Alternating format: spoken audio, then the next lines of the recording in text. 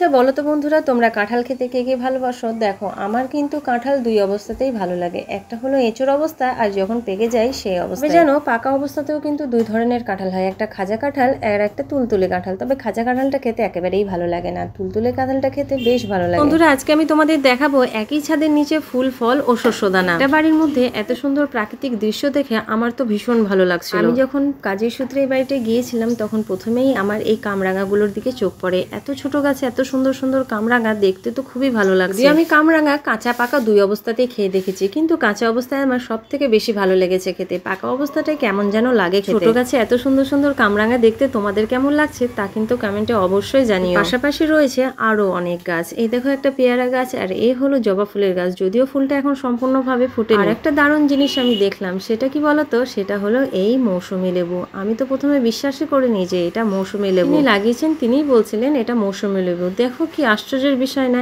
এক সময় যেগুলো আমাদের এলাকায় কিছুই পাওয়া যেত না সেগুলো এখন সব ঘরে ঘরে চাষ হয়। যে পদ্ধতিতেই হোক না কেন দেখতে তো ভীষণ সুন্দর লাগে। খাওয়াটা তো সেটা পরের কথা, কেমন হবে না হবে, কিন্তু দেখতে তো সুন্দর লাগে। আমি তোমাদের যে ফুলটা দেখাবো সেটা হলো রঙ্গন ফুল। তবে রঙ্গন ফুলের কালার কিন্তু বিভিন্ন ধরনের হয়। এর আগেও আমি কিন্তু একটা রঙ্গন ফুলের ভিডিও তোমাদের সাথে শেয়ার করেছি। এবার যে ফুলটা তোমাদের দেখাবো সেটা হলো নয়নতারা। আমাদের বাড়িতেও বেশ অনেক ধরনের নয়নতারা আছে, সেই নয়নতারাও কিন্তু আমি তোমাদের দেখিয়েছি। তবে বেশিরভাগ এই নয়নতারাটাই কিন্তু দেখা যায়। গ্রীষ্মকালে যে ফুলটা সব থেকে বেশি দেখা যায় সেটা কিন্তু এই নয়নতারা, করবী, জবা, এইসব ফুলগুলো কিন্তু খুব ভালো দেখা যায় আর দেখতেও খুব ভালো লাগে। দেখো কত সুন্দর একটা ছোট্ট গাছে ছোট্ট ছোট লঙ্কা ধরেছে, তার মধ্যেও কিছুটা পেকে গেছে আবার কিছুটা কাঁচা হয়ে আছে। এদিকে দেখো বন্ধুরা, বাড়ির মধ্যে কত সুন্দর ভুট্টার গাছ লাগানো হয়েছে। কাকু বললেন আমার বাড়ির বাচ্চারা নাকি ভুট্টা খাওয়ার জন্য খুব জিদ করছিল, তাই তিনি কতগুলো ভুট্টার দানা বাজার থেকে কিনে এনে বাড়িতেই লাগিয়ে ফেলেছেন। ভুট্টাগুলো কিন্তু খুব সুন্দর হয়েছে, যদিও এখন ভালোভাবে পুষ্ট হয়নি। বাড়ির মধ্যেই যদি এত সুন্দর সুন্দর জিনিসগুলো দেখতে পাওয়া যায়, তাহলে ভাবো তো বন্ধুরা যে বাড়ির পরিবেশটা দেখতে কত সুন্দর লাগছে। যে গাছটা তোমরা দেখতে পাচ্ছ এটা কিন্তু ধতুরা ফুলের গাছ।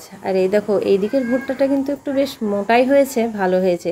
তবে এই ধতুরা গাছে কিন্তু এখনো ধতুরা ফুল ফুটেনি। এই দেখো কাকুকে দেখতে পেলে এখানে দাঁড়িয়ে আছেন। এই দেখো আর কাকুর বাড়িটাও তোমরা দেখতে পেলে। দেখো এই বাড়ির সামনে একটু ফাঁকা জায়গা আছে, আর সেই ফাঁকা জায়গাতে কত রকমের গাছ লাগিয়েছে। গাছটার নাম কিন্তু আমি ভুলে গেছি। কাকু কিন্তু এই গাছটার নাম আমাকে বলেছিল, যদিও এখন আমার মনে পড়ছে না। যদি তোমাদের মধ্যে কেউ জেনে থাকো তাহলে অবশ্যই কিন্তু গাছগুলোর নাম আমাকে কমেন্টে জানিও। গাছটা দেখতে অনেকটাই কিন্তু তেঁতুল গাছের মতো, যদিও এটা তেঁতুল গাছ। গাছ দুটো ছাড়াও কাকু আমাকে আর একটা গাছ দেখিয়েছেন। এই দেখো এই হলো সেই গাছটা। এই গাছটার নামও কিন্তু আমি ভুলে গেছি। কাকু কিন্তু সব গাছের নামই আমাকে বলেছিল। বন্ধুরা আমি তো বেশ কয়েকটা গাছের নামই আমি তোমাদের বলতে পারলাম না, যদি তোমাদের কারো জানা থাকে অবশ্যই কমেন্টে জানিও। কাকু কিন্তু এই বাড়িতে বেশ কয়েক ধরনের গাছই লাগিয়েছেন, আর সব গাছগুলো থেকেই সুন্দর সুন্দর ফুল ও ফল হয়েছে। তবে কিছু কিছু গাছে এখনো ফল ও ফুল ধরেনি, সেগুলো সময়ের সঙ্গে সঙ্গে ধরতে শুরু করবে। এবার যে আমি তোমাদের গাছটা দেখাচ্ছি এটা হলো ক্যাকটাস। ক্যাকটাসের ফুলগুলো দেখো কি সুন্দর, তাই না? ফুলটা যদিও আমি তোমাদের এর আগেও দেখিয়েছি, কারণ এই ফুলের গাছটা আমাদের বাড়িতেও আছে। আর এই যে তোমরা শাখাগুলো দেখতে পাচ্ছ,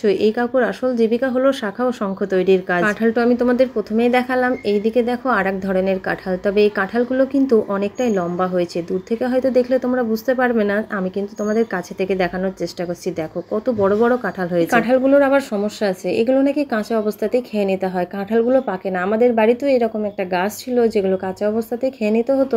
বন্ধুরা আজকের ভিডিওটা এতটুকুই। ভিডিওটা তোমাদের প্রথম থেকে শেষ অবধি কেমন লাগলো অবশ্যই কমেন্টে জানিও। সবাই ভালো থেকো, সুস্থ থেকো।